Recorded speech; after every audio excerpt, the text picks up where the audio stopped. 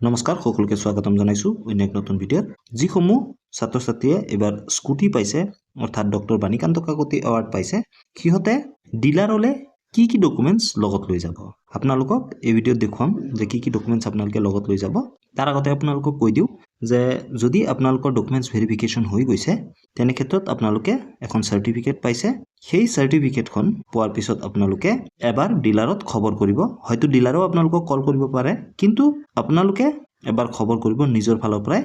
কাৰণ কিছুমান ডিলাৰে নিজে খবৰ নকৰিবও পাৰে সেয়ে আপোনালোকে খবৰ ল'ব লাগিব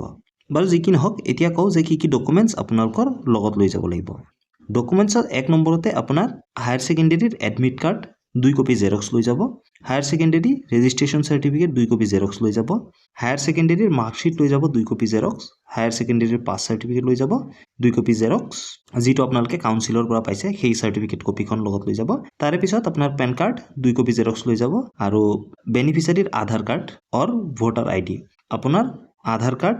বা আপোনাৰ ভোটাৰ আইডি 2 কপি জেৰক্স লৈ যাব if beneficiary don't have his her own Aadhaar voter ID then parents Aadhaar or voter ID যদি আপোনাৰ ভোটাৰ আইডি নাই বা আধাৰ কাৰ্ড নাই তেনে ক্ষেত্ৰত আপোনালোকে আপোনাৰ দেউতাৰ বা আপোনাৰ মাৰ ভোটাৰ আইডি বা আধাৰ কাৰ্ড লৈ যাব 2 কপি জেৰক্স কৰি লৈ যাব আৰু লগতে আপোনালোকে অৰিজিনাল কেখনো কিন্তু লগত লৈ যাব 7 নম্বৰত বেনিফিচিয়াৰীৰ পাসপোৰ্ট সাইজ ফটো আপোনাৰ 2 কপি পাসপোৰ্ট সাইজ ফটো লৈ যাব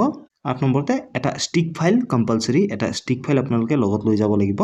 9 নম্বৰতে আপোনাৰ যি এৱাৰ্ড পাইছে সেই এৱাৰ্ডৰ সাৰ্টিফিকেটখন কিন্তু আপোনালোকে লগত লৈ যাব জেৰক্স কৰি আপোনালোকে কলেজৰ পৰা সেই এৱাৰ্ডৰ কপি জেৰক্স কৰি আপোনালোকে দি দিব